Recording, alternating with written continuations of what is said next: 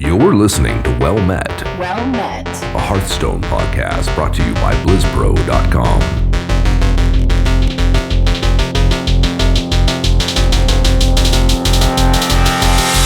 Well Met.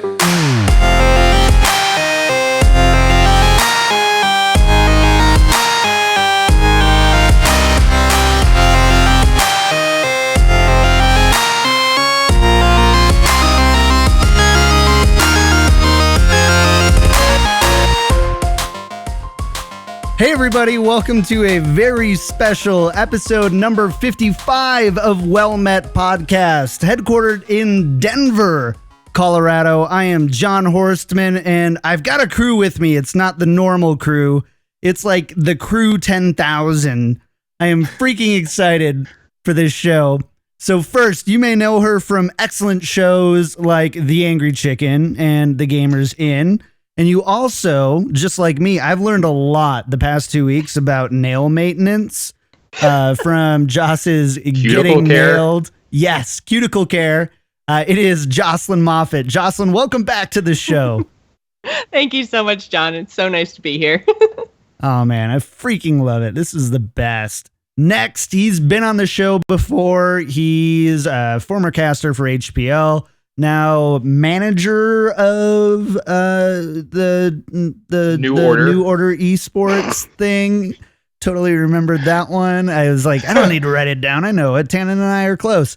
And botched it. It's Tannon Grace. Tannon, welcome to the show, man. Thanks for having me, John. It's a pleasure every time. And every time we're done, I just want to do it again. So thanks for having me back. I'm sure there will be plenty more times for us to be able to do this because this is a lot of fun. And last but not least, we've got a fresh new face. You may know him because he's always in those top 50 and top 100 lists that you see posted by Blizzard post-season, almost every season. Good friend of mine, my personal coach. It is Rayc591. Hey, Ray, how you doing, man? I'm doing well. Thank you very much for having me on the show, John. I really appreciate it. It's going to be a lot of fun. Yeah, absolutely. I'm super freaking excited to have you here, and then you can coach us all to legend here. I know, Tannon, you've hit legend a few times, but like, holy crap, Ray is on a level right now where I've had coaching with lots of people, and I like to, I don't want to name drop or anything, but all I will say is that Ray is a freaking incredible coach, incredible player, thinks about the game different. As soon as I knew that we're going to have a show with guests on, I wanted Ray to be here immediately. So again, welcome to the show. Thanks so much for being here. Let's get started with our weeks in Hearthstone, what we've been up to. So brand new season, the last season we have of the stalest meta known to man. What have you guys been up to in Hearthstone? Joss, I'll pass it to you. Dying a little inside, John. Dying a little inside. Yes. I've had, it's just been so hard for me to get motivated on ladder lately. I think last season I only made it to rank 10. I hardly played at all. And I really, really, really want to hit legend because I've never actually gotten there. I've gotten to like rank 1, 4 stars, but just can't break through. Ooh. And I just want to do it before standard comes because I have it in my head that there's going to be some sort of like invisible like class line between the ones that did it pre-standard and the ones that did it post-standard because you're going to be able to do standard or wild, and I don't know, I just feel like I'm going to be looked down on if I can't do it before standard. So April's my month. I've decided we're going to make this happen. This is the cone. Yeah. This is the cone of legendary here. You've got Tannon, Ray, and I. We will help you, and then you can help me get to legend because let's be honest, I got there one time on Secret Paladin. Which, you know, so like I'm rank 5, you know, for me here. So we'll get you there. Let's get Joss to legend this month. Tannon, what about? Go ahead. I can't. I feel like my soul is just dying because I sit down and I'm like, okay, I'll play Zoo. And then I'm like, oh, I don't like this. Okay, I'll try Druid. Oh, I don't like this. Okay, I'll go back to Secret Paladin. Oh my God, it's Secret Paladin. Okay, maybe I'll try some Face Shaman. And then I just die. Yep. Been there. It just makes me so sad. Tannon, what about you, man? What have you been up to in Hearthstone? Also dying a little bit inside, John. No, yeah, but seriously, I also didn't reach Legend in any way last month. A lot because of what Jocelyn said. Just very bored, ready for Standard to start. Mostly, I've just been grinding it out on my EU account, playing countless arenas, trying to get my account ready for when Standard comes, so I can play on both. Because I plan on being double Legend for multiple seasons in a row, just to get the meta right, help my team out and stuff like that as much as I can. Wow, double Legend. Really, that's it? Not triple? Not quadruple? I expected more that's from a bit of a that's a bit of a commitment. Triple Legend, you can't really do much else. You're saying you want to eat and sleep? Come on, man. Pick one. Go for the triple. And last, Ray, how about you, man? I get to watch you play a lot this week, and I love your new tech in Secret Paladin. I'm not gonna spoil it, but tell us about your week in Hearthstone, Ray. Oh, you can spoil it. Go for it. I am very open with like what I play. I don't really mind sharing anything that I do with whoever. I've been playing Secret Paladin lately, and I just have been very bored with the top tier meta. So I've been trolling around a lot. I've been putting random techs, like I've been playing Sacred Trial in my Secret Paladin lately, which for those of you who don't know what it does, like when John was spectating me, he didn't know what it did. I didn't even know the name of the card. I was like, what is that? It's the newest secret for Paladin that if your opponent has 3 minions and they play another one, that minion gets killed. But the reason why it's semi-viable is because it kills Dr. Boom. If your opponent has one creature and they play Boom, it will kill Dr. Boom. It won't kill a Boom bot. It'll just kill Dr. Boom. That's weird. Yeah, it has to do with like the way the coding works. I think it's like when you play your minion, then it like checks to see if there's 4 on the board, and then so it counts the boom bots in the count of minions on the board, and then it resolves the secret. So then the last one that you played technically was the 7/7 boom. Yeah, so it's just been like it makes Hearthstone sense. Let's not go too far. Yeah, so like you play Challenger on 6, right? And then your opponent's turn 7, a lot of the times is just like Dr. Boom. And it's just like it's in replace of something like Repentance. So a lot of the times like Repentance making it a 1/1, sometimes it's hard to deal with that 1 health minion as Secret Paladin. Just like dealing that 1 damage to a 7/1 can be kind of annoying. So just killing it makes more sense. It's just easier. That makes a lot of sense. I think that's brilliant tech. Like, that's the type of stuff that I love to see that I would never in a million years think of.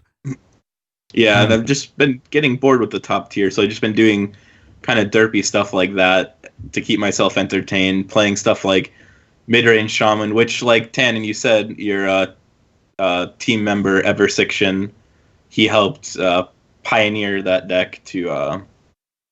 I don't know if it is considered tier 1 right now, but it's definitely on the tier list right now to some degree, and it's definitely more fun than just grinding out aggro shaman, because we've all done that already as a pro player. Like, we've all played aggro shaman 5 million times already, and yeah, that's true. Mid-range shaman, just something new, and it's more fun to do, especially since I want to get golden shaman. You don't have golden shaman yet? Nah. Casual. I know. I want golden priest too, but I don't. Barf. I don't know if I can do that to myself, man. No way. Like, that's some dedication right there, Holmes. Yeah, it's like I don't hate myself that much. Not yet. Yeah. All right. Well, glad to hear that you are all restless about what's going on in Hearthstone and ready for something new. So are we. But let's go ahead and move on to the news. This week in Hearthstone, Heroes of Warcraft. So quite a bit going on in Hearthstone this week. Obviously, the card reveals are ramping up. We've got a lot of new information coming out about the next expansion, but let's not forget about our favorite Hearthstone holiday of the year. It was the Hearthstone April Fool's Day pranks, and I don't know about you guys, but I thought that these were pretty freaking hilarious. Joss, did you get to see some of these Hearthstone April Fool's Day patch notes? Okay, first of all, anyone who posted a card on Twitter, I hate you. Oh yeah. Oh my It's God. like everything that people were posting was like, just like, usually it was people that were big enough that you think that maybe Blizzard might have actually legitimately given them a card reveal. And then their cards were kind of like borderline, like, okay, that's a little bit ridiculous, but maybe it's just old gods ridiculous. And it's kind of maybe something that Hearthstone might do. And like everything was a freaking joke. And I was like, okay, that's it. I think even Savitz revealed his card on April 1st just because that was his. And I was like, nope, I'm not even looking at it till tomorrow. Just in case. I didn't even realize. Like I accidentally retweeted a card, and then I realized it was. I realized it was fake, and I was like, because it didn't seem that ridiculous. It didn't seem like it was like one of those cards that was like, okay, this card doesn't seem that ridiculous, and it's like pretty solid. Like I would like to see it be real, and then I realized it was fake, and I was like, oh my God. Like, what have I done? What have I done? And people are like commenting on it, and like they're like asking me, and I'm just like, yeah, like I think this is like probably gonna be C playing X, Y, and Z, and then I'm like, and they're like, this is fake. Like somebody messaged me on Twitter, direct messaged me, and they're like, this doesn't have a watermark on it, and I'm like, wait. Oh my God. That's what you're looking at when you're looking at a new card. Not the stats, not the text, not the picture. You're looking for the freaking watermark. Ugh. But those were the best ones, right? Like there were ones that were obviously April Fool's Day jokes. And then there was like the brilliant ones were the ones that were like, I'm going to make it just believable enough that you think it might be there. Get to see who I can retweet it. So I thought that was pretty brilliant. I love that. Yeah, usually for April Fools, I actually try to stay off of social media as much as possible on April 1st because I'm a lot like Jocelyn. I just don't want to deal with this stuff. But I actually fell victim to one of them. I believed the hype, kind of like Raymond. I think Disguised Toast posted it. It was like switch your weapons durability and attack and draw a card. And I went home and started building decks with it. I was like, this card is actually good in Miracle Rogue, and like you can do all kinds of fun stuff with it. And I didn't go that far.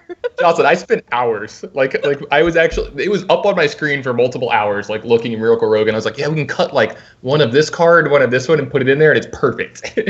I'm totally surprised at how gullible all of you guys are. I wasn't fooled by a single one. I completely forgot that it was April 1st because I work from home now, so it's not like I'm going to an office and like I'm completely in my own little bubble.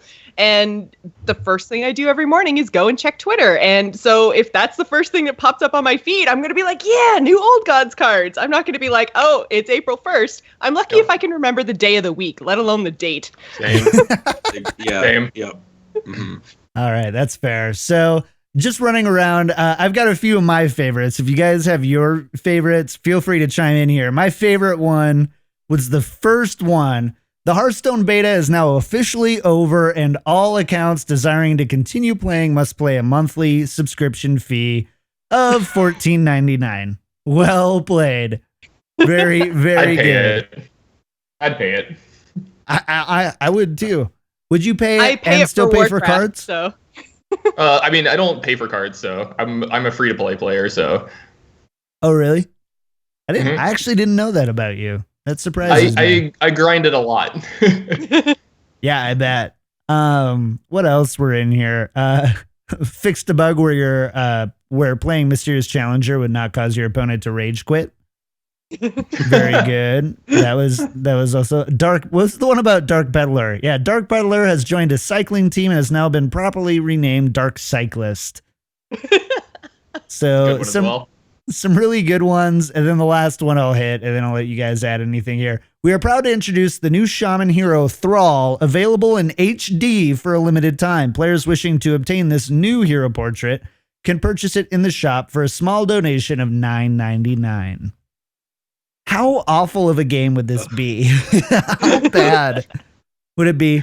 And then the big kind of the big April Fool's thing that they did was the Hearthstone, the MMO, which is World of Warcraft, which you can see up. If you're watching the video, you can see the logo for. It was pretty brilliant. It was like, play Hearthstone in MMO, and it's just like shows clips from World of Warcraft. So I thought it was pretty brilliant. Amazing. That was probably my favorite April Fool's thing because it was obviously a joke. It was just like, literally taking like Sylvanas and having her kill Murlocs. It's like, Hearthstone in the 3D space. Isn't this so cool? Yes. Yeah, that was my favorite too. Yeah, they were good. I just wish that they had their developers working on the game rather than playing and doing their April Fools. Every time I see that tweet or I see that ragey forum post, I just, everybody's a developer, Yeah. Mm-hmm. There's probably like so many people who actually don't know that like Hearthstone is based off of WoW or something, and they actually think that that's like a real thing. That like, this was an actual game they could play at some point in time. Yeah, It's true. like, Yeah. oh my god, that's the best idea ever. That's a great idea. Why hasn't everyone thought about this? Also, the best April Fool's card thing that I saw was like a meme of like the Ragnaros, the Light Lord or whatever, but it was a shaman variant, and it was like at the end of every turn, overload yourself for 8. What? Did it cost like 2 mana though? So it was like No, it costed 8 mana. It was an 8. It was an 8/8 for 8, and at the end of your turn, you overloaded yourself for 8. Oh, I like it. And then the druid variant of Ragnaros would have to be choose one, add 8 health, or add 8 attack after every turn. That's what you do there. Or 8 mana crystals. 8 mana. Yeah, it's true. Just gain 8 mana crystals. Oh man, that'd be OP. Dang.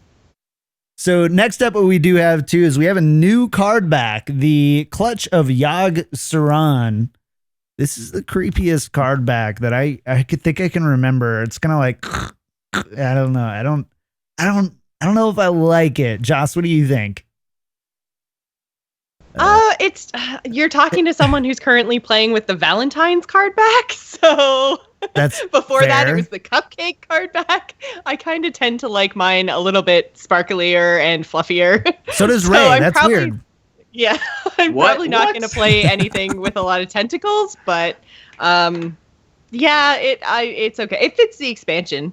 But yeah, That's the true. pulsing, just kind of the animation, just kind of makes me What do Makes you my think? skin crawl. Yeah, what do you think, Tannon? It's- Just gross.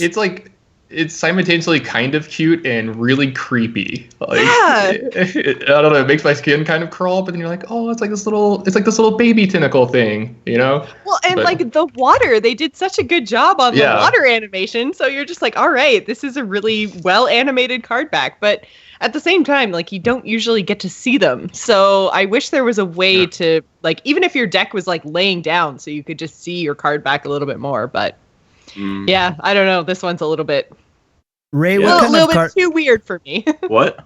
Ray, what kind of card backs do you play with for your decks? Do you have a specific like rhyme or reason to your card backs? Yes, I play with basic card back. All the Only. time. Ooh, you're one of those. You scare the crap out of me on ladder. Anyone Only. who plays with like just the plain card back, I'm just like, oh my god, are they legend? Are they not? Have they ever played the game before? What's even happening right now? No, you got to play with basic card back. Keep it OG. You just gotta. I've changed mine once. I've only changed my card back once in the history of the game. unless I get Tespa card back, because then I would just feel like bad. Like if somebody ever gave me the Tespa card back, I would just feel like guilty not using it. Right. I have I- the Tespa card back. You have the Tespa Oh, card back. So good. Oh, And you're you the don't use it. 1%. And you I don't use it. I am not the 1%. Stop that joke. You're the like the 0.01%. Yeah, that's literally that's not even the 1% at that point. That's the 0.01. That's actually probably They less just than 0.1. They just need to give the card back to everyone in Hearthstone. Make Hearthstone great again. Let's stop having the 1%ers having everything and the my 99% gosh. having none of it. Oh Let's no, just I make know where everyone this happy. is going. Oh, All right, I'll stop. oh no. Angry emails. Tannon Grace at tannongrace.com/org. I think that's his email. That's the real one. Is that right, Tannon? Is that the right It's one? the Tannon Grace at tannongracegaming.com. Really? Is that There you the go. one? No. Okay, That's I was gonna Ryan say. Coogler joke, but no. Nice. I can't believe you came up with that so fast. Jeez, you're really good at coming up with fake emails. I think like the real reason, like ever since they changed like the way that you use card backs, it's just like that extra like couple clicks, man, to like change your It's card work. back. It's I'm just too not lazy. worth it. It's just not worth it anymore. It's why people play aggro, is those extra. It's really just the extra clicks that people don't want to deal with. You just aggro and then you minimize your clicks. That's all you have to do. Like I used to play Medivh and stuff. Now it's just Jaina all day. Like Basic card back, yeah. mana worm on one, just basic cards, everything all the way through. Oh, All right, so you guys know why you're here, right? It's because we have some awesome cards to talk through, and nobody else is talking about these cards. So we want to make sure to talk about our cards here. On a serious note, very serious note, we picked only 9 so that we don't Only. go to like so we don't go through like 3 hours of card reviews, and hopefully that they're the good and exciting ones that you guys want to hear about. Let's jump into our card review then. Let's jump into these first couple. First one is the new Mukla Tyrant of the Veil. It is a 6 mana neutral legendary minion 5/5 beast that reads Battle Cry.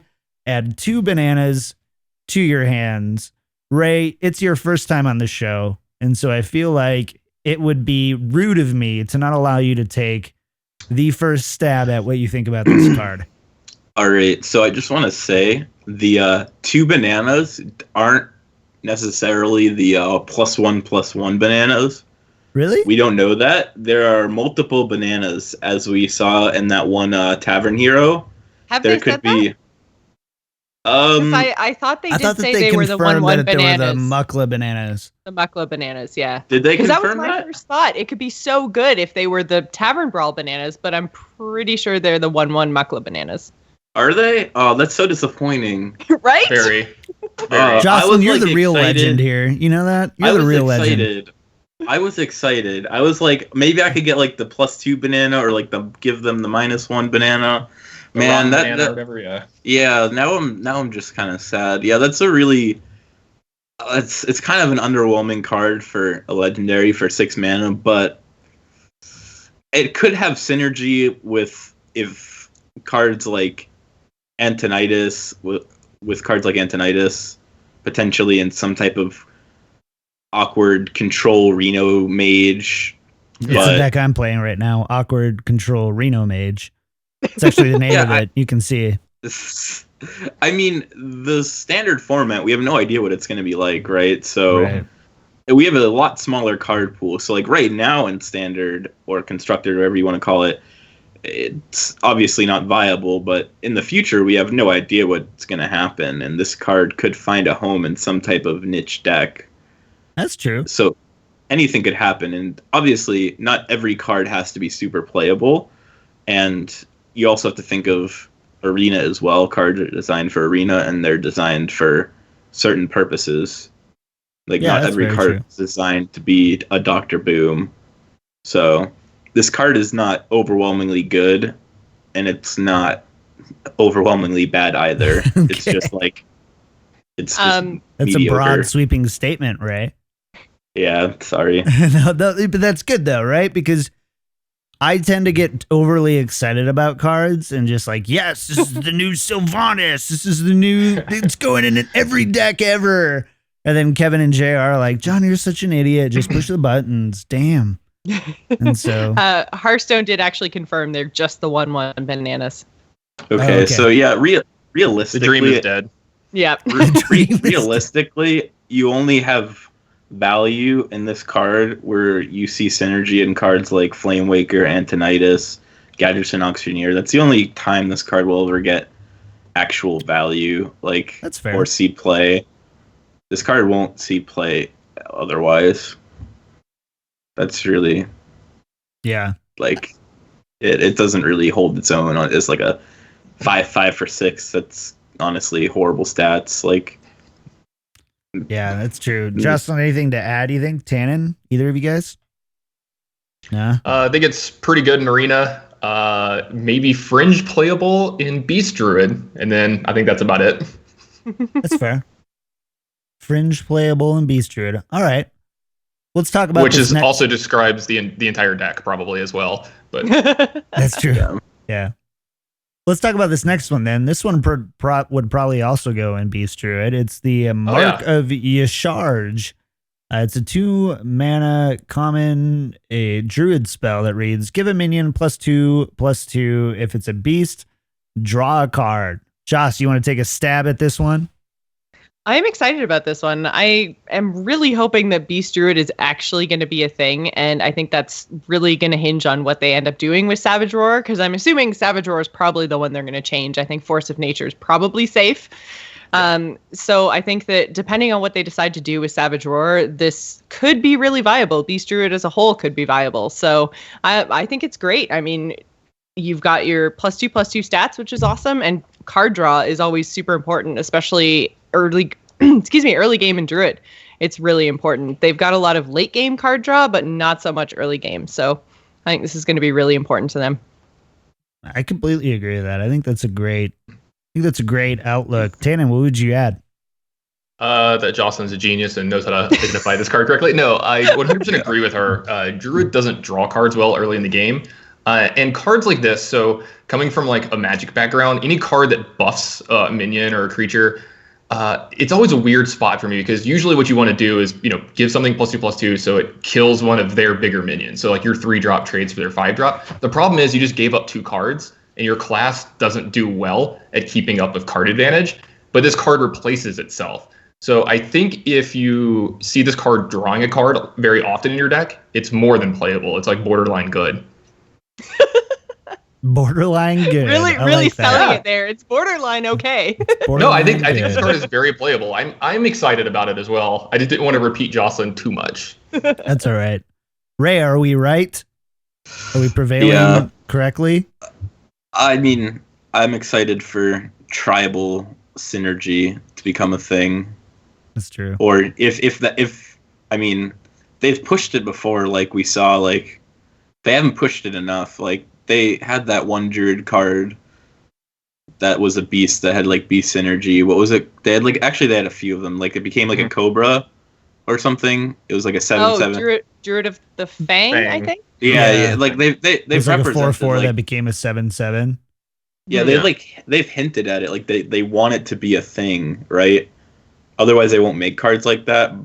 But like they haven't really pushed it competitively. Right. It's just been more like casual. But it seems like with cards like this, they're trying to make it slightly more viable. Like this is actually a good card, like standalone. When you see this card by itself and you evaluate it, you think a 2/2 that gives a minion +2/+2 and draws a card. Say like they took out the text beast. If they took that out, that card's amazing, right? Right. If they just took out the text beast, that card's insane. Yeah. But like,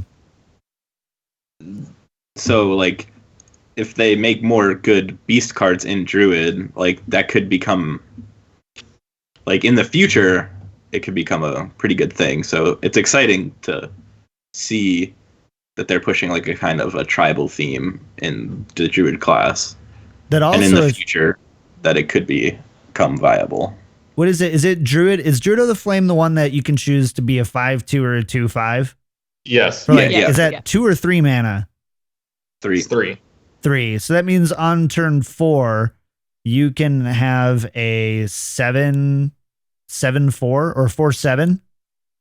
Yeah. That's pretty insane. Like I feel like there's a lot of promise for a card like that. If Good we old ever see, Raptor. although I feel like every expansion we always end up saying like, this is the one where Beast Druid happens. And then we're like, oh, that was fun for 4 games. The thing is, I'm not necessarily looking at this card and saying Beast Druid is going to be the next big thing in this next format. Right. I'm saying this card enables Beast Druid to potentially be a thing in the future at some point, or at least Beast Druid will become a thing because of this card at some point in the future. Like, if Beast Druid becomes a thing, this card is obviously insane in it. Like, this card is the power word shield of Beast Druid. That's true. Man. If Beast Druid ever becomes a thing. I don't know. We still have, what, like 90-ish cards from this expansion that we haven't seen, and we could see a lot of neutral beasts. We're losing a lot of beasts with GVG and with... yeah, that's true. So there's a possibility that we haven't seen all the really cool beasts, that even neutral beasts that could be thrown into a Beast Druid and be very strong. So I'm looking forward to seeing beasts just be a thing outside of Hunter. Yeah, that's true. We could see it. We could still see it in Druid in this upcoming expansion. But even if we don't, like, for the whole future of, I don't know, whenever they're going to do the next rotation, like, it's going to be, like, for however long that's going to be, for every future set they print, all the beasts that they print, like, this card will enable that. Right. So. Right. And it's okay. Just sweeping declaration, Ray. You just lay them out. You don't have to cover your tracks. You just say, so Ray says in 2016, Beast Druid for president. That's what I want to hear. That's what I want to hear. I'd vote for it. Let's go. I would too, right? How great would that be? Let's go to this next one here. Tannon, do you have this card up for Shadow Word Horror? Can you tell us about it? If not, I can totally do it because I'm throwing you on the spot. I got it. Shadow Word Hoarder. Oh, you got it? Oh, man. Yeah. I see I discounted you. Yeah, You didn't even give him time. Yeah, I saw his face. I saw his face. I'm like, crap. I didn't tell him that I was going to do this. I saw his face, and he looked ready. He was like, I got this. Oh, Ray, I have every one of them pulled up on my desktop right now. I have like 8 different tabs of 8 different Hearthstone cards, and Shadow Word Horror is one of them. This 4-mana rare and priest, destroy all minions with 2 or less attack. This card is like lukewarm exciting in my opinion because, I mean, you're only killing the little guys. I mean, it's going to matter in what the format looks like. Obviously, we're going to say this a lot about these cards. You know, we don't know what Standard's going to look like. I have a feeling a lot of decks that are going to be good right away are going to be very aggressive because anytime there's a new format that's undiscovered, the aggressive decks generally are an advantage right away. So obviously, this card is good. It's competing with a lot of other AoE effects in the priest deck, so it just matters exactly what your deck does and what it needs more of. Otherwise, card looks great. Sure. Ray, what do you think? Like Tannon said, it's competing with Holy Nova. I think it's still competing with it's not competing with Light Bomb anymore, right? Right. Yeah, Light Bomb's out, right? But what is that other one? Excavated Evil? Yeah, Excavated Evil. Is it competing with that still? Yeah. And that's only 1 mana more, and I think that card's still infinitely better because it's going to clear all the 2 attack or less minions, most likely, excluding, like, I mean, Deathlord's not even in the format anymore, so what other 2 attack minions are there even going to be that have, like, a lot of health?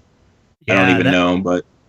That's kind of what I was thinking, is that there's not a whole lot. If you have a minion that's 2 attack, like, at the very worst, they have, like, 3 health. You have Keeper of the Grove, which has 4. Deathlord's gone, but obviously that has 8. And I feel like there's not a lot of 2 or less minions being played. Alliteration is hard.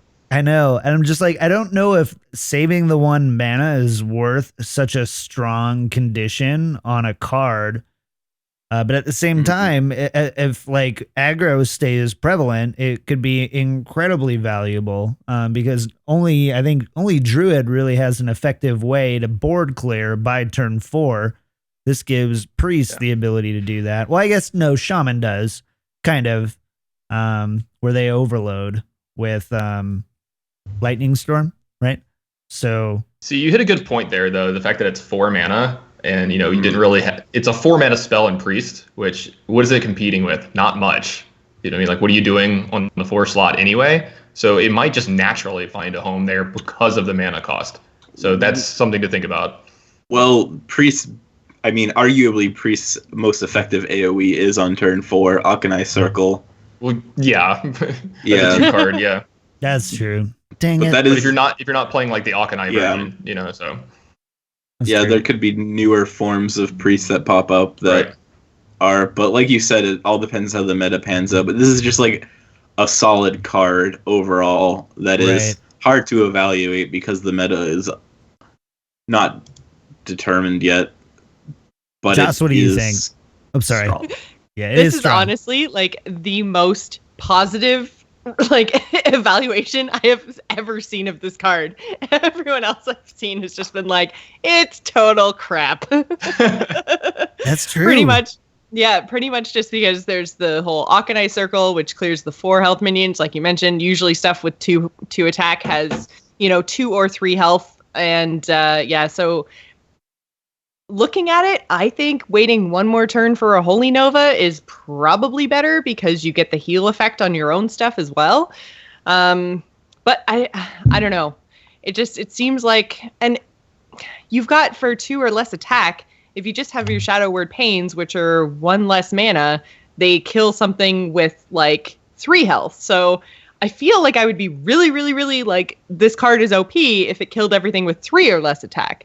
But the 2 or less attack, I feel like it taking your whole turn to kill everything that's 2 or less attack, you're probably way behind anyway, and then you're not actually doing anything to positively impact your side of the board. You're just kind of sitting back and hoping that they don't then load up the board again, which if it's aggro, they're probably going to play 2 or 3 more minions for turn 5.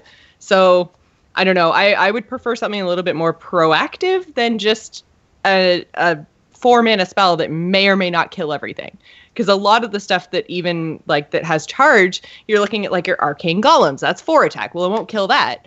Like you're looking at your 3 charge or your huffers, and you're just like, well, damn it, I can't kill it. Yeah. So no, that's a good point.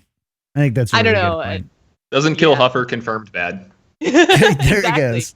And Face under it forever, also, King. it also kills all minions. So this isn't just affecting your opponent, it's affecting you too. So if you've played, like you've got your cleric on board, well, boop, bye cleric, So I don't know. I'm not in love with this card. Can I tell you guys a secret? And promise not to judge. I literally just now realized that it said all minions. So that's awkward. Jeez. Reading is hard. Yeah. It is. Yeah. Did you thought it only cleared their minions? Yeah. It's hard to be very good if it only clears their minions. I feel like deep down he might have just thought it cleared his own. It was just like a self. Yeah, it's just clear all your minions. Of 2 or less. Priest.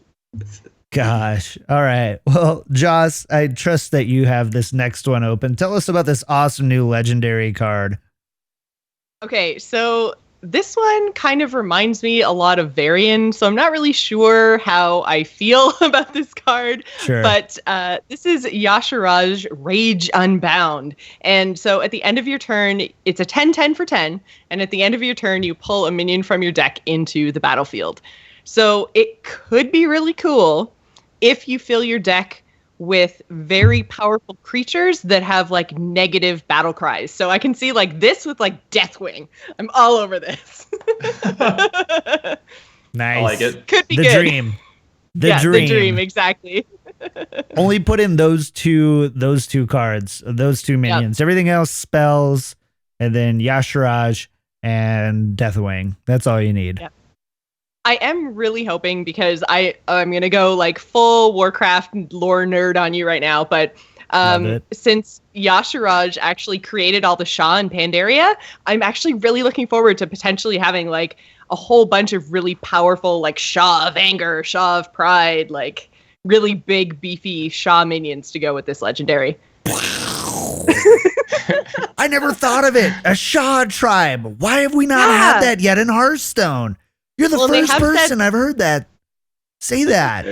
They have said we're not actually, we're not getting any actual official like tribes, but we could still get like Shah cards. That's one thing in Hearthstone that we're really missing that's very prevalent in Warcraft. There was a whole Warcraft expansion around the Shah. So I think it could be a cool addition. I totally agree. Tannon? Especially if they're big and huge with potentially negative battle cries. That's something that you would want to pair with this legendary. Right. Tannon, Ray, anything to add to this one? I am continually amazed at how Jocelyn and I are just on the same wavelength when it comes to these cards, because literally my first note on this, I took some notes, is this is kind of like Varian. It's just a 10 mana card that comes into play, gets you something random, and then you probably just die at the next turn. I mean, I can't tell you how many times I've ever died to a Varian Wren. It just never has done anything enough.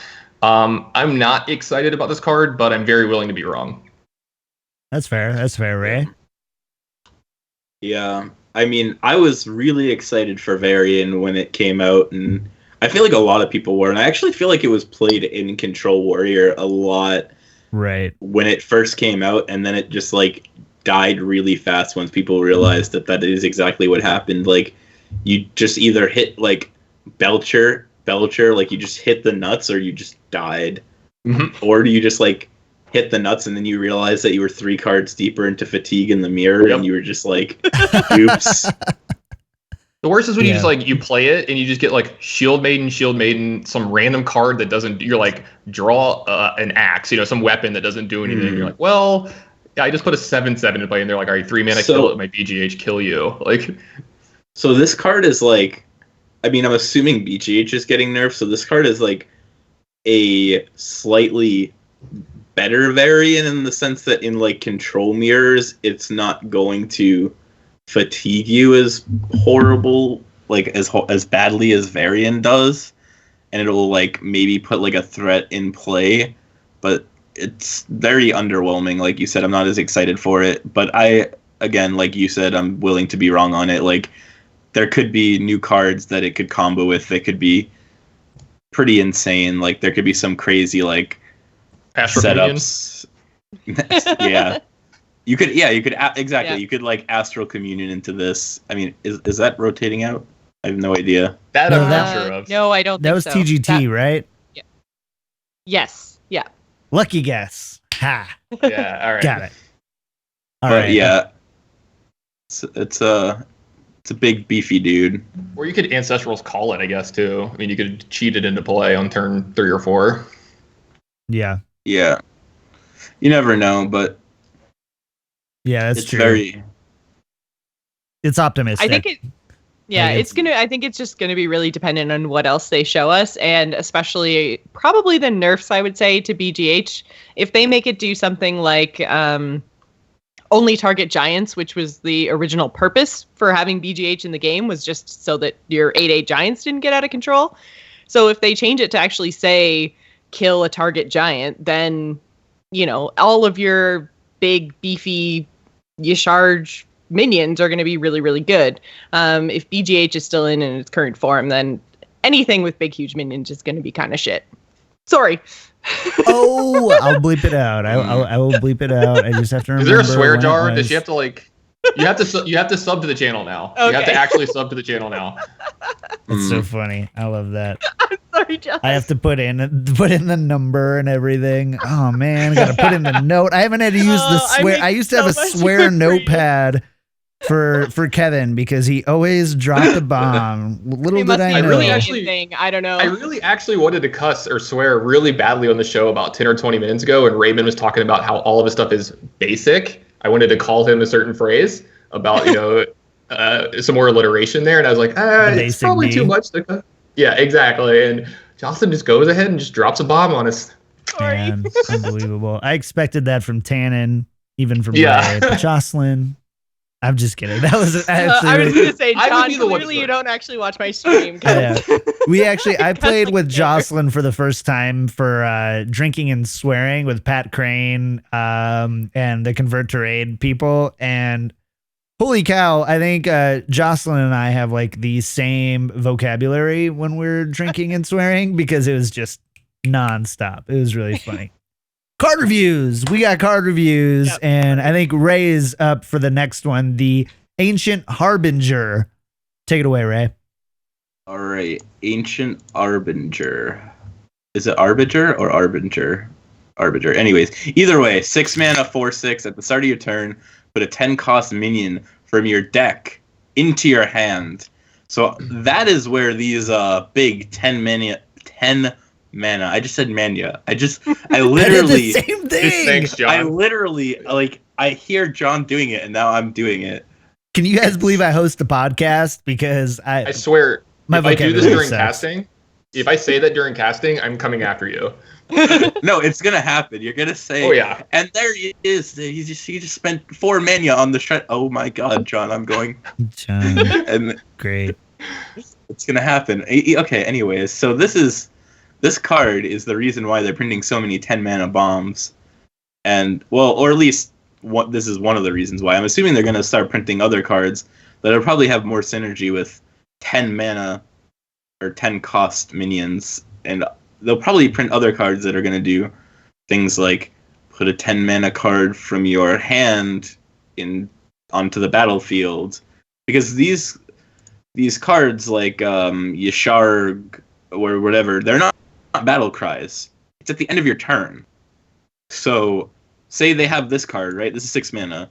At the start of your turn, put a 10 cost minion from your deck into your hand, right? So they have this.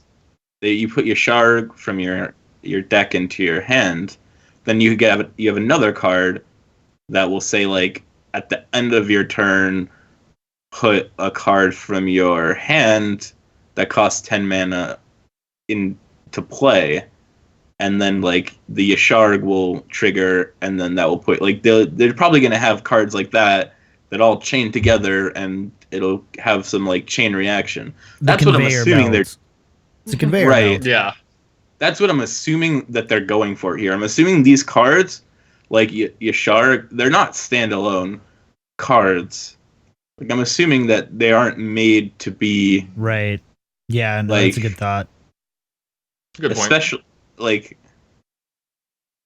that's why it's hard to review like all the cards as like standalone, because they're probably not meant to be that way.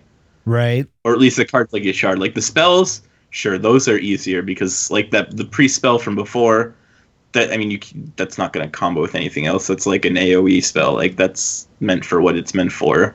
But like the minions, like this card, Ancient Arbiter, is like a cog in a machine that's probably meant to do something. It's like part of a combo. Like Force of Nature is like part of a combo. Like Force Roar is like it's a part of a combo. Right. Something where I see this card too, though, I think, is imagine just running a one of 10 mana minion, right? So Cthulhu is a great example. Mm-hmm. So obviously Cthulhu you can only run one of, and it reminds me of the Golden Monkey. Like they're trying to fix what they kind of broke with the Golden Monkey, where after you've drawn, 3 cards to get this combo, you have like 5 or 6 cards left. This way it gives you the opportunity to control 1 or 2, 10 mana minions, right? So that way for sure, by turn 6, if you have, 2 of these in your deck, you can make sure that by turn 6, you have Cthulhu in your hand ready to slap down on turn 10. For me, immediately, that's kind of where I saw it kind of sitting, as a way to bring my Cthulhu out, a way to bring my Deathwing out of my deck, or any other big 10 mana bombs that we might see introduced going further, but a way to give consistency to your one of kind of 10 mana finishers. And I think that's pretty neat too as well. I like the conveyor belt idea way better. But for me, more practically, I think it might just be like, hey, that one of 10 mana legendary minion you have that has an awesome effect, but you never draw until your last 3 cards, and you're sick of playing 12-minute games every day. So here you go. Now you can get it when you want it, and it supplies some consistency to it. Yeah, this could just be a catalyst for Cthulhu as well. You just play that card and it gets Cthulhu, and then that's kind of it. Like, that's what it's meant for. Yeah, all of the old gods that we've seen so far are 10 costs, so we can assume that the 4th old god is also going to be 10 costs. So this is basically just built for when you have an old god deck. So you want to be able to make sure that whatever you're building your whole entire deck around comes into your hand. And I think it works and it's viable because it's at the start of your turn. I think if it was at the end of your turn, it would be totally broken. And I think that would probably work the same with like when you're talking about a conveyor belt effect. If there is another minion that would do something like take a 10 cost minion from your hand and put it into play, although that would be terrible with Cthulhu because you wouldn't get the battle cry. But if there was that kind of conveyor belt effect, it would have to be at the start of your turn, because it like a 10 mana minion just pulled from your hand would be like way too powerful if your opponent didn't have a chance to interact with that. So I think it's a great card, and 6 health is pretty decent. I'm just thinking like it's fireballable, but like there's a lot of Love really that verb. Right? There's a lot of really kind of, I guess, like 5 attack minions, I'm thinking. 4 and 5 attack minions kind of that you play for 6 mana because they have such powerful effects like Karen and Sylvanas. And, like that isn't going to be able to just straight up run into your Harbinger. So I think that it's going to take a little bit of thought and maybe some resources for your opponent to actually kill this off. So I think that 6 health makes it way more viable than anything else. Yeah. See, I actually like the fact. I like the fact that I'm actually in a different opinion than y'all on one of these. Okay. By the way. I'm a little on the fence about this card. I do agree with you. The fact that it's a 4/6 for 6 is actually pretty resilient. 6 health is a lot. 4 powers, kind of like the perfect spot to dodge a lot of the removal spells.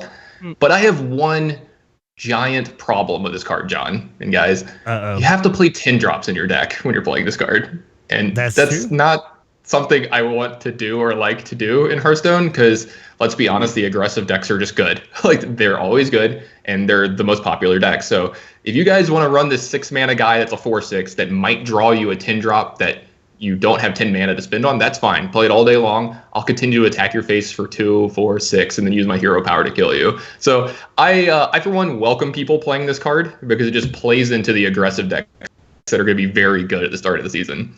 Oh, I like this. I like it. Combative. We've got war here with all the different cards. The viability of this card is definitely going to depend on how viable just old god decks are in general. Because like I said, it's an ancient harbinger. It's a harbinger of evil. All the old gods are evil. Like even lore wise, that's clearly what it's meant for. It's I don't think meant for really heavy 10 mana cost decks. It's meant just specifically if your 10 cost minion is the old god, this is a way to make sure that you haven't built your whole entire deck for nothing, basically. I think it's more of this card, Tannon, is kind of like in a similar vein of like Elise and Control Warrior. That makes sense. Like Elise isn't good against aggro, right? It's like a catalyst to like beat everything, right? Like that's your win condition. Yeah, like I agree and disagree, because the thing is you still have to put the 10 drops in your deck. And like Elise doesn't mean that you have to play the Golden Monkey in your deck. You don't have to play the map in your deck. So like you don't draw those bad cards. But like the first time you're playing with this card in your deck and you're playing against like the aggro shaman deck, and on turn 3 you draw like Cthulhu or something, some 10 drop, you're gonna be real mad. Yeah. So yeah, but I it's like it's slightly worse. You have to play 1 10 drop. Yeah. So you're playing one card that costs 10 manas. But yeah, no, I agree. It's like slightly worse than Elise in that sense. For that argument, you're playing one extra card that is theoretically unplayable and just bad if you draw it. Like you lose the game if you draw it. I do like your comparison though. It's a very good one. Yeah. Oh, you guys are so nice. Disagreeing and being civil. Like it is possible on the internet. Like what? You're exact opposite of American politics right now. I'm just kidding. All right, no more politics talk. We need to keep going through these cards. We've got a couple more. The next one is Kabbalist's Tome. It's a 5 mana mage epic spell that reads, add 3 random mage spells to your hand. Tannon, how do you like the sound of 3 random mage spells for 5 mana? It's music to my ears, John. I love cards like this, and not just on viability of playability, but mostly just because they're fun. We're going to have a lot less random things going on in Hearthstone soon. I know from a casting perspective, one of my favorite decks to cast is just Tempo Mage, because all of the games are different. You never see just like Wild Growth into Pilot a Shredder, into a 5-drop, into Innervate, Force Aurora. The game's over. Oh yeah, that was great. I've seen this game 30 times. So anything that could add this like random fun element to it, I love it. This is a card that is made for the average Hearthstone player, the 99% that isn't super competitive, is not out there playing complete tournament play. And I actually just love it, because sometimes you get 3 broken cards, sometimes you get 3 Spellweavers, something like that, and it's going to be really, really bad. I kind of compare it to just 5 mana draw 3 cards, which is pretty good in Arena. It's probably a little too slow for Constructed, but again, cards like this seem to find their way into decks. I think of Jab last year hitting his run to BlizzCon with Casino Mage practically the whole way, and half of his deck was random, so you never know. We could see this show up quite a bit. Yeah, that's fair. What do you think, Joss? I'm not in love with it. Just because it is so random, and it's not, to me at least, the fun random that is Unstable Portal, because I tend to gravitate towards minions more than spells. I find minions cooler. And so Unstable Portal also has the effect of actually giving you a discount on whatever it is it pulls. Mm-hmm. I feel like if there was some sort of discount mechanic, which we haven't seen at all, like I really think they're moving away from any kind of like mana discounting in the new expansion. But yeah, I don't know, because your 3 random spells may or may not actually synergize with your deck. You could get just total not good cards. See, I did it without swearing. I mean, there is Sorcerer's Apprentice with this card that does work pretty well, but that's about it. Yeah, that's true. So maybe you see it in tempo, but I don't know. It seems really slow. I would rather just have Arcane Intellect and know that the cards that I'm pulling are actually going to be cards that I'm going to need because I put them into my deck specifically. This could maybe potentially go into something like a Freeze Mage that goes to Fatigue sometimes, because, adding 3 random mage spells, yay, more cards. Although they go into your hand, not your deck, so then that doesn't even work. So, yeah, I don't know. I'm really on the fence. I don't know about this one. Ray, final thoughts.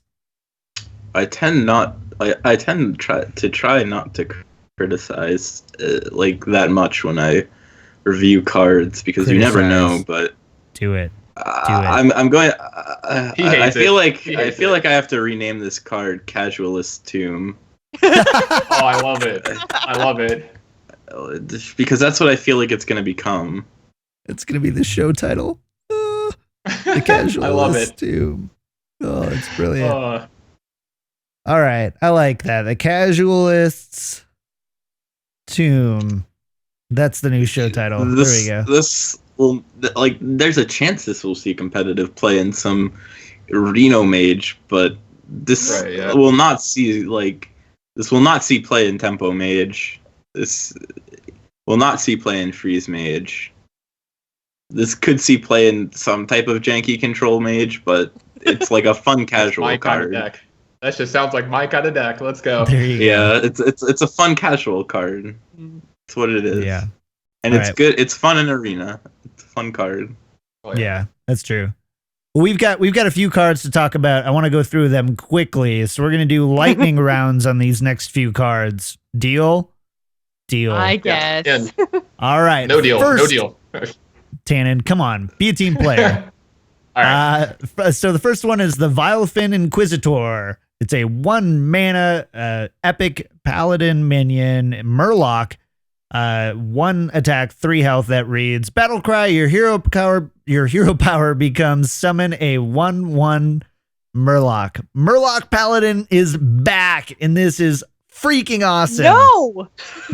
Yeah, it's actually bad if anything can happen. Yes, This is totally the nail in the coffin for Murloc Paladin. No, not any fin can happen, Paladin. Not that slow trudging. Don't you guys remember like the throwdown and actually play like all the Murlocs that you can in your deck? Murloc Paladin. Don't you remember that? I know Freshka would remember that one. The King of the Fish. You mean the zoo one? Yeah, like it was a zoo. It was a zoo one.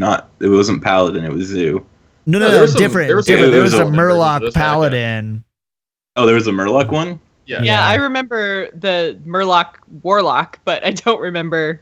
Yeah, the Paladin. Well, it's because it wasn't very good. It didn't show up a whole lot. But hey, just to be fair and honest and talk about the card, I actually think this card's very good. Like, I think this is a card that you actually could see quite a bit of, because it doesn't change your hero power in a way that's like negative. It actually just allows you to create some design space in your deck and change it up a little bit. And you could play just like 2 like old Murkai in your deck or something like that? Or I'm sorry, Old Murkai's gone, old so- Murkai. Oh, it's gone. that's right. Let's say this That's guy's the actually thing. pretty good at this card. Well, we may get some more Murloc stuff, but I mean, obviously it's going to be good if you want to play any kind of Murloc synergy. It's not good if anything can happen because then you're going to be recurring a lot of 1/1 Murlocs and 1/3 Murlocs. But other than that, I actually think this card might be pretty good. The card itself, it looks pretty good. I feel like it should have been a Shaman card though.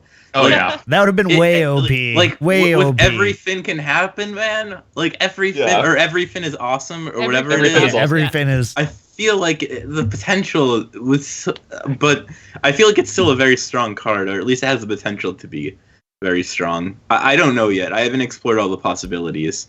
so you just hit the Or- unstable portal into this guy, and then Kabbalah's Tomb into any fin as possible or whatever, and then we got it. We did it. All right, we did it, Tannon. We're the best. Well, then use Yeah. Sir Finley to make sure that you get. No, you don't have to because you've already. No, we're already the best, John. We're already the past best. it. Don't- All right. I'm Voltron 3 is already steps behind assembled. you guys. All right. Yeah. So we agree Thanks, best Phil. card of the expansion. Let's go to the next one. Thing from Below. Thing from Below. It's a 6-mana Shaman rare. Shut up, Tannon. It's a 5 attack, 5 health taunt. Costs 1 less for each totem you've summoned this game. I like this card. Great Yeah. value. It goes all day long, and all it means is that you can't play anything valuable for the first 5 turns. What do you think, Joss? Do you like this one? I do. I like both of the shaman cards that have been shown so far. I absolutely love that we have not seen the O word on any of the shaman cards. So I really think that shaman is going to a really cool mid-range place. I think that like this combined with the other card we're going to talk about next, just they make kind of non-facey shaman something that might actually be viable. And I think particularly the Tuskar Totemic that then you play on turn 3 and it summons another random totem. If you use that and your hero power, you're going to be able to get this down to 4 mana. So I absolutely think it's playable. I think it's pretty cool. All right. I like that. Ray, what do you think, man? I like this card, or at least the design of it. I'm not sure how playable it will be, but I like there's a lot of cards where I just like the design of the card, whether it's playable or not. I just Same. like the idea of it. Like That's okay. Volcanic Drake is one of those cards as well, where I like the design of. What, you don't like that card? 4 toughness, man. Come on. No. It's not the stats that I like. I like those. I get it. effects. Yeah. Like, This like card's the- way better than that one. No. I agree with that. But like cards like that, like cost 1 less for each totem you summon, or cost I agree, 1 less, yeah. like when minions die. Like card designs like that are like, I just like that like effect or those kind of card designs. So I like this card a lot. I don't know if it'll be playable or not. I don't know how viable it'll be. It's hard to say without actually testing the card. The fact that it has taunt as well means it could potentially be viable to like help you against aggro and stuff like that. Yeah. Especially if it's meant to be put in mid range.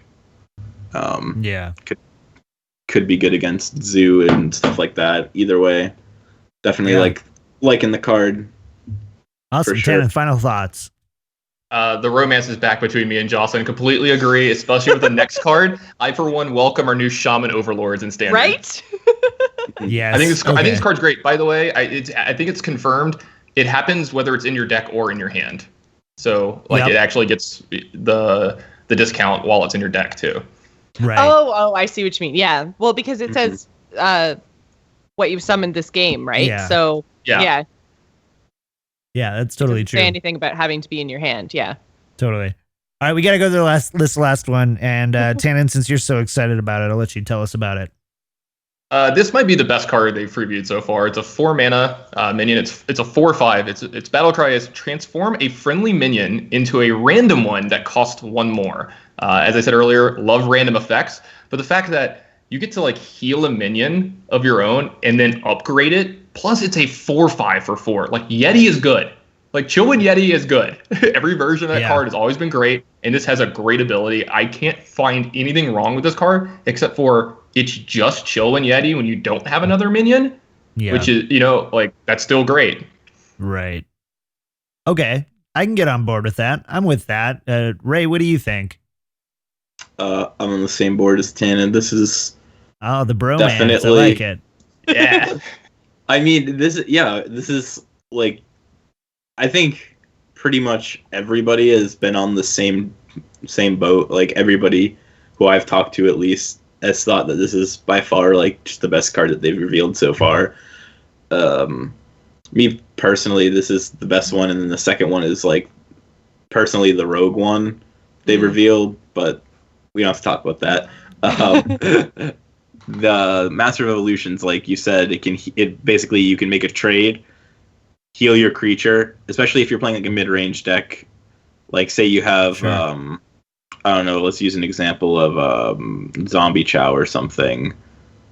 You make a trade, goes to 1 health, then you make it into a 2-cost creature. Right. And it basically heals your creature and then makes it into something better.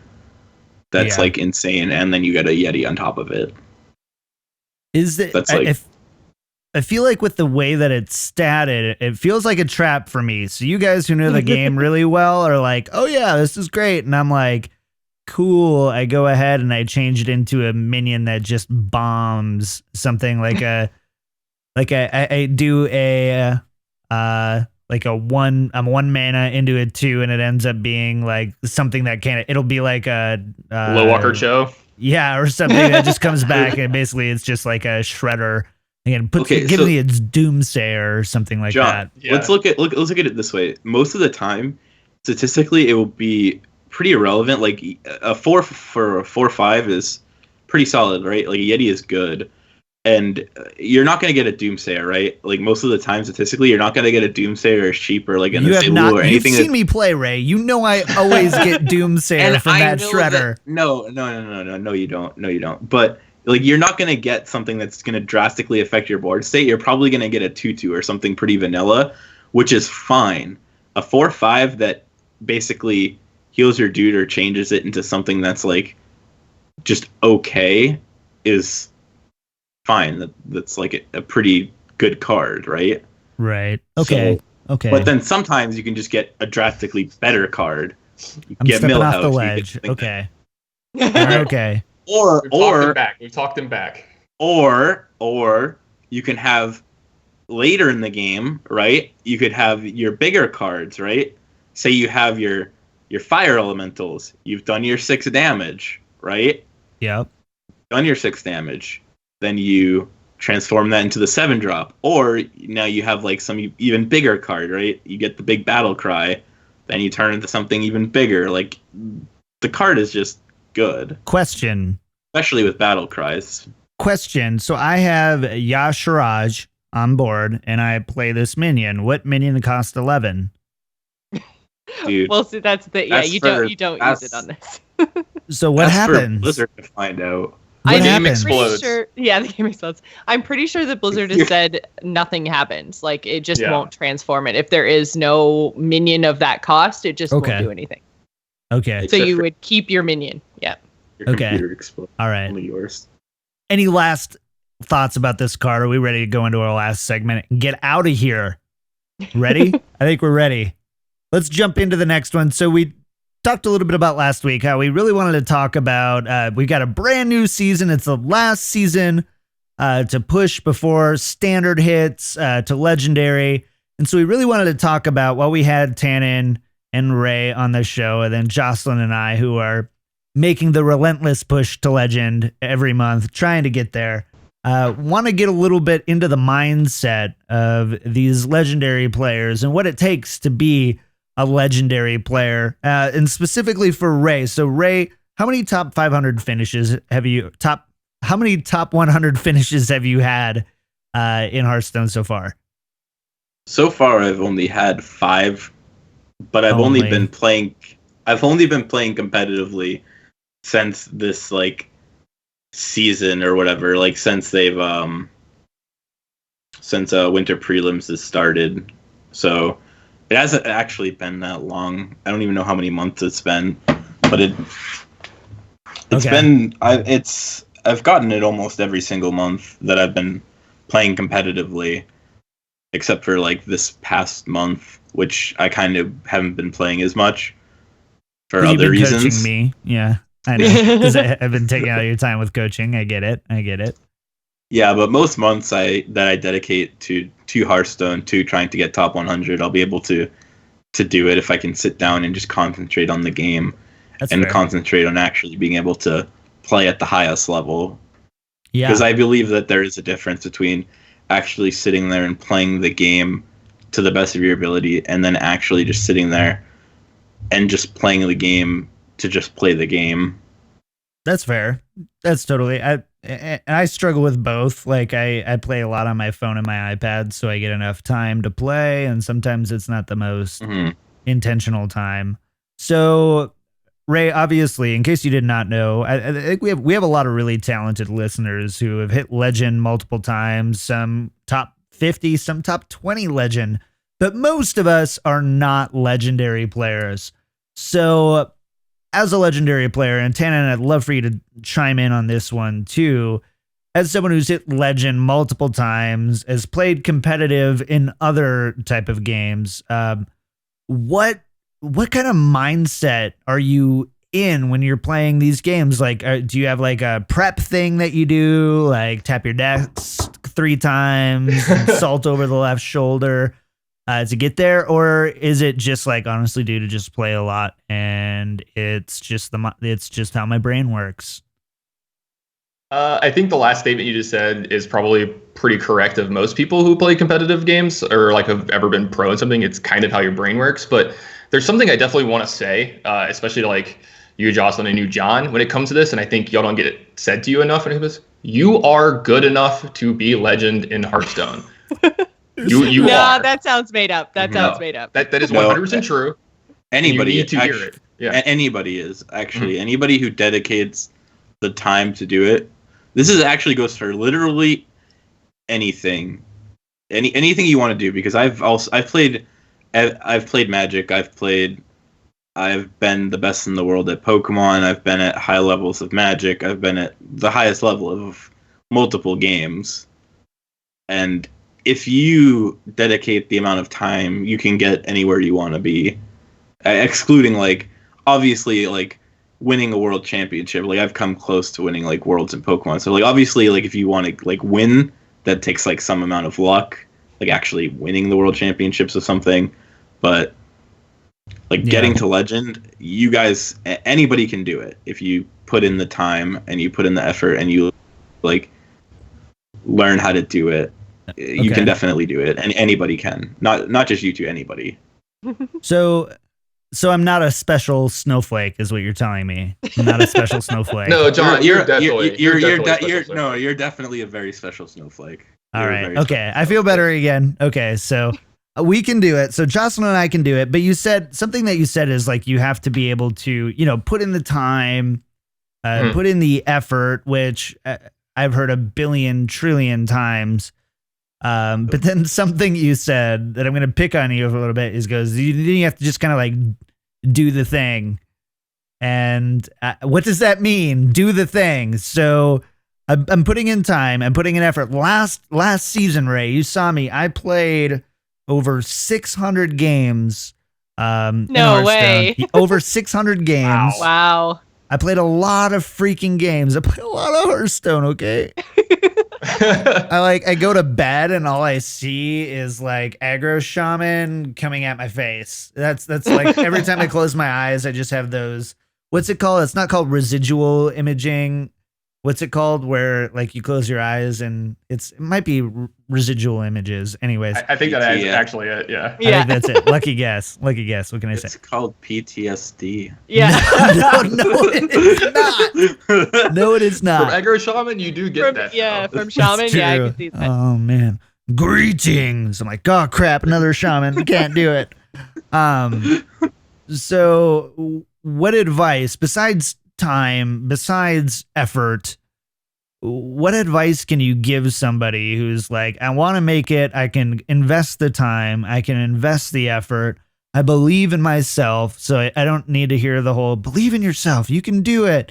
What else can I be doing? Believing in yourself has literally nothing to do with anything. All right. Okay. Like being confident. All of my worldview crap. is being turned upside down right now. I'm not a special that has nothing to do snowflake. with anything. Don't believe in yourself. I mean, okay. Just kidding. It doesn't, okay, so just like statistically, just making like the best plays possible is obviously the way to get better. But like you, as a worse player, no offense, like if you're not getting legend, I challenge that. I'm just kidding. No. Go ahead. Like go ahead. If you're not getting legend every month, like easily, you are technically a worse player than somebody who is easily getting legend every month. Like I'm already rank 4 and I'm like just trolling around, right? So I'm gonna cry. Okay, keep going. I'm ready. I'm ready. Keep going. Oh my god. So back tears. Sorry. So you're like you're not making the right plays, right? So you have to figure out what you're doing wrong. Like you don't know what you're doing wrong, and that's the problem. Is you don't know what you're doing wrong. You have to figure out what you're doing wrong, and you can't do that unless somebody tells you what you're doing wrong. Like you should try to have somebody in a call trying to figure out what you're doing wrong. Try to figure out what the best plays are with somebody in a call, and just like go back and forth. And that personally, that's what helps me though. Is I feel like that's what most pro players at least do as well to learn. That's what I do to learn. Is I get in a call with somebody, like, I don't know, for me, I'll usually be with like Phone Tap or the Rat, or like I used to talk to Astrogation a lot. I even worked with Crimzig at one point. I've talked to everybody at one point, honestly. Sure.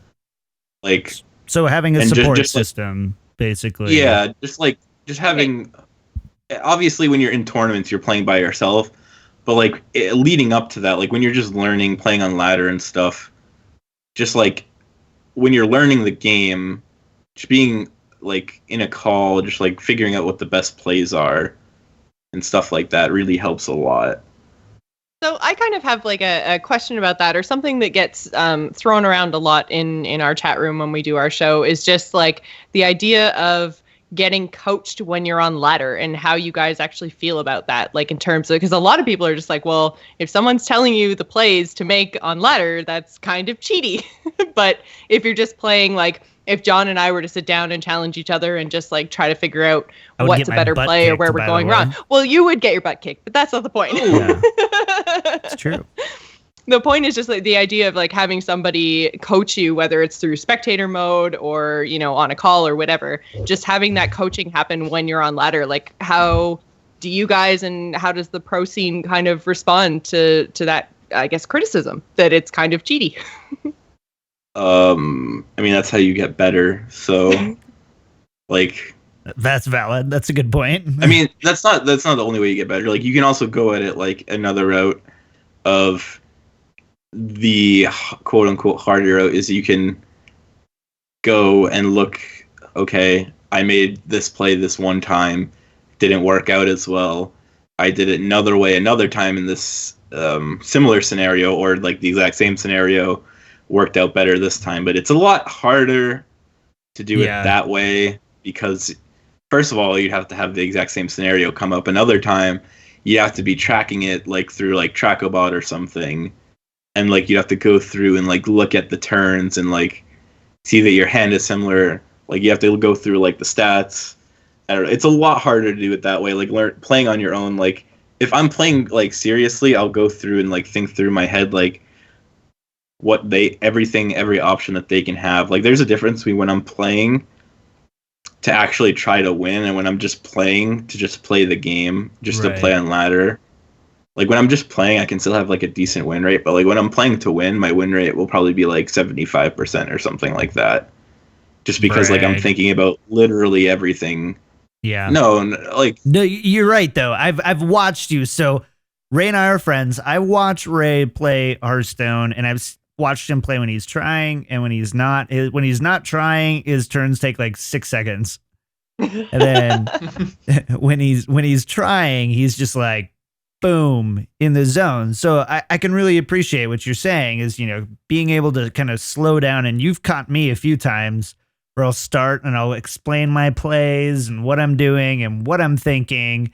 And then all of a sudden, 5-6 turns later, I'm like 8-9 second turns again and just kind of going right into it. And I just maybe I just don't have the it's like maybe my ADD is kicking in a little bit where I'm just like, no, go face. I mean, you need to run more aggro shaman or something. So, all right. So then I would ask you this. This is one thing I want to hit on before we get out of here. Tilt. Multiple times a day, I hear about tilt. Multiple times a day, I tell you about tilt. I feel like, so Tannon, I'll give this one to you, then we'll pass it to Ray. How do you deal with tilt when you're making the right plays or you feel like you're making the right plays and you just can't seem to eke out those wins? And now you're like, I'm taking a week break from Hearthstone, and now you have no chance at getting legend because you can't get enough games in and things like that. I'll try not to be too long-winded because I could talk about this for a while. I think the reason John came to me first about the tilt thing is for the guys who don't know at home, besides the Hearthstone stuff, I am a poker player as well and have been for about the last, it's been so long, 14 years on and off. So you have to deal with tilt a lot in that game, and it's a lot different than it is in this game. So I think I have kind of like an easier path in dealing with tilt than most people because tilt from poker is way worse than it ever is in this game. There's only one way to keep score in poker, and it's with money. So you go and tilt a lot more in that game. This game is like the tilt in it's a joke compared to poker. So I think the biggest thing that you can be, and this kind of piggybacks of what was going on earlier in the conversation, is for players is you just have to be honest with yourself in all of your games. And it's very easy to go and tilt when you're losing a lot because you're like, oh, they always draw the right card. Or, of course, you have combo here. And everything that could possibly go wrong goes wrong. And you have this conspiracy theory that the game is out to get you, John. Anyway. All right. But honestly, even in every game that you play, whether you win or lose, there's something you can learn from it. I think that's the biggest thing you should be trying to doing is being honest with yourself. Like, how did I lose this game? What did I do right to win it? And try to learn from there. But honestly, the biggest way to deal with tilt is to figure out what triggers it for you and either A, try to just learn to not have that trigger you anymore, or B, figure out a way to get yourself off tilt. If you find that you're like making a bad play or playing bad, go walk around your house, go get a drink, go do something, go get a Coke out of the fridge, go make yourself some food, go walk your dog. Yeah. Go watch TV for 30 minutes. You don't have to keep playing the game, And if you can keep yourself on an even keel and learn to change it from there, then when it comes up in a situation that you can't avoid it, you'll be able to handle it a lot better. Yeah. Oh, that's freaking brilliant. Words of wisdom from Tannon. You should be like of course, I've got an airplane flying overhead right now, first time. You should write a book, like a philosophy book, Tannon. Tannon Shows probably Grace. Should. Tannon Shows Grace. Oh, that's I what like we're going to call it. Oh, well done. You got it. It's really funny that you brought all this up because I actually just gave one of my first coaching sessions recently, and almost the entire first session was about tilt because the player that I coached is someone that kind of goes on tilt a little bit and feels like the game's out to get them. And we almost didn't talk about plays the entire time. It was all about mental strength in the game, which I think a lot of people need to work on. Yeah. Mm-hmm. Ray, what would you add to that? Oh, well, Tannon said it pretty well. And I'm kind of like the minority in the tilt, like the whole tilt epidemic, I guess. Like I don't know. Everybody talks about tilt. It's like a hot button issue or topic or whatever. It's never affected me. I don't really. I'm very monotone stoic. Most of the time. You seem very calm. Yeah, you seem just like you're like whatever. It's all good. Yeah, it's like when I play games, I'm like that most of the time. Like when I played Pokemon, I would be on stream a lot and stuff, like Nationals, Worlds, whatever. It doesn't really affect me that much, my play or whatever. Sure. It just wouldn't really bother me. I would actually prefer it, honestly, because I would prefer it just because if it was a no-name, my opponent would actually usually freak out more than like it wouldn't bother me at all, but like sometimes my opponent would freak out, and I would prefer that because that's true. I mean, if they're freaking out, then that's pretty good for me. I'm pretty happy about that. Like if my opponent's gonna misplay because they're nervous, that's kind of awesome. That's true. Like, yeah. Same thing with like the Hearthstone thing. Like if I'd gotten on stream, I'd be pretty happy about that. Not necessarily for like the exposure, but more for the fact that like if I got on stream against a random person, I feel like they'd be more nervous than I would, and it would give me more of an advantage to win, because that's all I actually care about is just winning, as opposed to just like winning is best. Anything else. Like obviously I do care about like getting more known, building my brand, etc., etc. But like when I'm playing in a tournament, that is my only goal. Yeah, is just to win. So that makes sense. That makes a lot of sense for a tournament. I think I would try to win in my tournament too. Hey, John, do you mind if I add one more thing with this? Yes, please do. So my poker coach once put this into like the best way I could ever think about this. So I used to have problems with tilt in poker when I felt like I was getting very unlucky. And, I would kind of like gripe and complain about it. And he's like, look, all we can do, and it applies very well in Hearthstone, all we can do is play the best to our ability, right? And then the bad beats are going to happen one way or the other. They're going to get a Doomsayer off their Shredder, or you're going to. Those games are going to happen. It's going to decide the game. There's nothing you can do about it. It's out of your power. So you take the bad beats as they come, because you dish them out too. You draw the perfect card in the right situation sometimes. You just don't ever remember it. And then they're going to do it in some situations. So it's never selective to me, memory. by the way. Yeah, selective memory is a thing. But the thing is, you try to win the games where it comes down to skill, and you're generally going to be better than your opponent. In Hearthstone, you're probably on average better than your opponent if you play the game a good bit, and you should at least feel that way about yourself. So you try to win the skill games where the game actually plays out the way it's supposed to, and then just accept the games that you don't have power over, as it's just going to happen. And that's a great way to not go on tilt. That's actually really good advice, because I think that's probably my biggest problem is not necessarily like game to game tilt. I'm pretty good with just playing, but for me, it's like I hit rank 1 or rank 2, and then as soon as I start losing and I drop back to usually rank 3 is my breaking point, and I quit for the month. That's it. I'm done. Like I can't look at the game because I'm just like, I was so close. Like I was, 2 wins away from legend, like just that little. And then once I'm back to 3, I'm just like, nope, I'm done. I'm not playing again until the next month. And I don't want to cry anymore. Yeah, I tilt so hard that I put the game, even if it's like the first week of the season or second week of the season, like I can't even look at it again. I'm just like, I'm gonna go play Warcraft and F you Hearthstone. Right. I have like the most bipolar tilt ever. So think of it like a lot of people get ladder anxiety as well, which is kind of like confusing to me, because I don't mean this in an insulting way, but none of the games actually matter in a way. Like none of the games actually matter until like the very last day, unless you're like in top 100 legend. None of the games matter, right? Like they don't mean it. They don't mean anything. So like there's nothing to actually be nervous about or get upset over, like physically or emotionally. Like I think from like a little bit more of a casual player perspective, Blizzard almost like shot themselves in the foot a little bit with people who aren't used to dealing with that kind of competitive stress, because they've got these big, huge animations with fireworks and cheering every single time you win. Like winning feels so good, and then losing is just kind of like, tell me more. Losing just feels so bad. And so it's just this like, even though it's just 1 star, it feels like you've lost so much more than that 1 star when you lose. Like it just kind of burns up into this like dust, and you're just like, oh man, my star, there were fireworks. Like as polished and fun and amazing as Hearthstone is, I think for people not used to dealing with the stress, like that is just, it's such a kick to the ego every single time.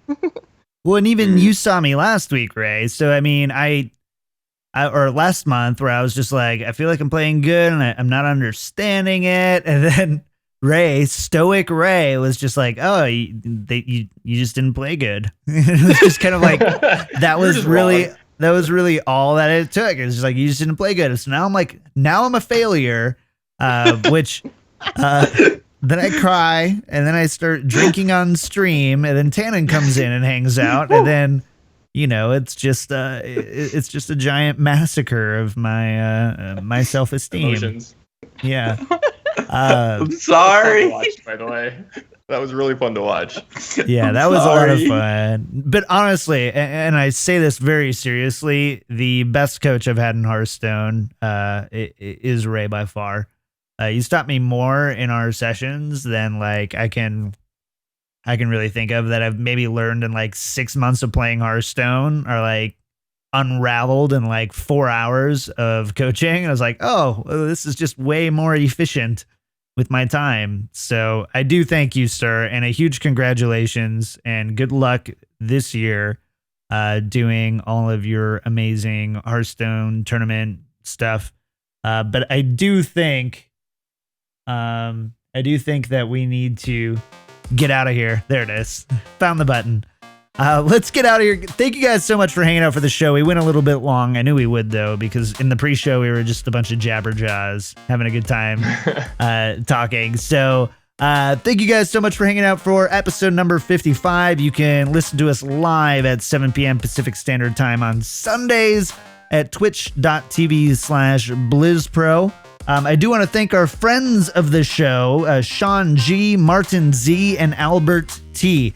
Thank you so much for supporting the show in such an incredible way. Send us your emails to wellmet@blizzpro.com, and a big thanks to our new patrons, Sven and Zach W.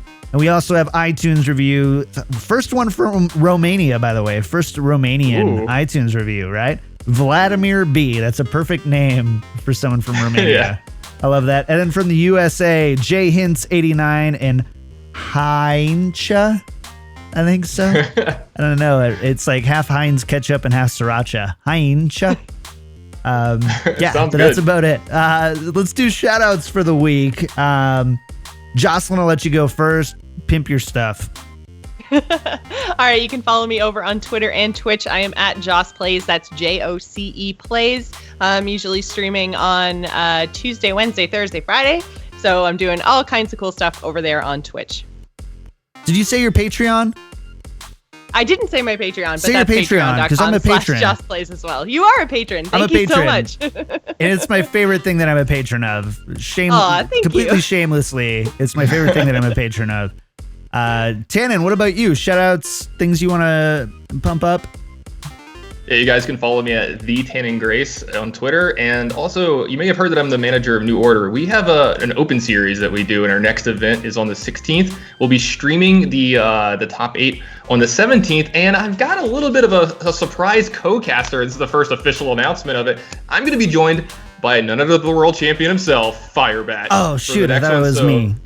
Oh, no. So you can sign up on Strivewire. It has cash prizes and BlizzCon points. It's completely free. So if you want to have a chance to have, me do some casting of your play, or maybe a world champion himself, Firebat, make sure you get over there and get signed up for the event. Totally. That's awesome. And then Ray, last but not least, you, sir. So you guys can follow me on Twitter at VS_Rayc591 and on Twitch at Rayc591. And also my team on Twitter at Vicious Syndicate Gaming. And check out my team's tournament, Tuesday Night Hype on Strivewire. Cool. That's it. Hey Ray, if I wanted to get coaching from you, how would I do that? Well, you could just message me on Twitch or follow me on on Twitter. And soon on Gamer Sensei, which is your teammate Astrogation is working for that, but I don't think it's up yet. Actually, it's going to be up very soon though. Oh, that's cool. I didn't know you're going to be a part of that. That's awesome. Yes.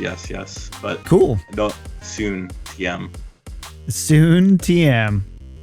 Yes. All right. Well, I think that's going to do it for us this week. You can tune in together with your friend. I got everybody right. I didn't miss anyone. Please tell me I didn't miss anyone. You did it. I have a fear of like, I'll get the angry email like, you didn't let Jocelyn talk at the end of the show. And then I'm just like, Joss, I'm so sorry. Okay. That's it for us this week. You can tune in together with your friends live every Sunday on twitch.tv/BlizzPro at 7 p.m. Pacific, or find us on your favorite podcast outlets. For updates throughout the week, follow us on Twitter at WellMed Podcast, and WellMed is entirely supported by our fans. Find out more at patreon.com/WellMed Podcast. We also have merch at store.blizzpro.com. Our shirts are awesome. As always, a big thank you to Jake Butineau at Jake BUTINEAU.ca for our music and site designs for our graphics. Thank you for joining us for episode number 54 of Well Met. 55. This is number 55 of Well Met. We will see you guys next week. Well Met is a production of BlizzPro.com. The show records live at 7 p.m. Pacific Standard Time at twitch.tv/BlizzPro. To get the latest news and information about the show, follow us on Twitter at WellMetPodcast or join us on our subreddit at reddit.com/r/WellMetPodcast. If you would like to support the show, you can find out how at patreon.com/WellMetPodcast.